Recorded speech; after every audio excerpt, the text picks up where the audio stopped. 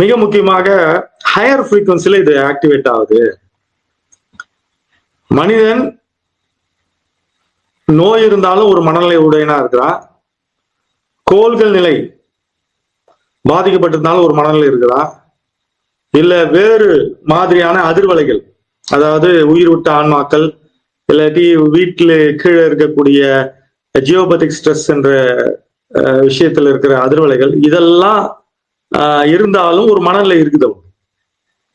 அந்த மனநிலை அடிப்படையாக கொண்டு நான் மனநிலையை பார்த்தேன். இந்த மனநிலையை பார்த்து ரெமெடி கொடுத்தேன். அதே மாதிரி ஒரு மனிதர் ஒரு 5 பேர் இருக்கிறாங்கன்னா ஒரே நோய்க்கு ஒரே மாதிரியான எதிர்வினை ஆட்டுவதில்லை. அதாவது ஒரே மாதிரியான மனநிலையில் 5 பேரும் ஒரே நோயை பார்ப்பதில்லை. அதனால அதுக்கு பிரத்யேகமா ஒவ்வொரு மனிதனுடைய குண நலன் ஏற்றாற் போல மல மருந்துகளை நான் எனக்கு இயற்கை கொடுத்துச்சு.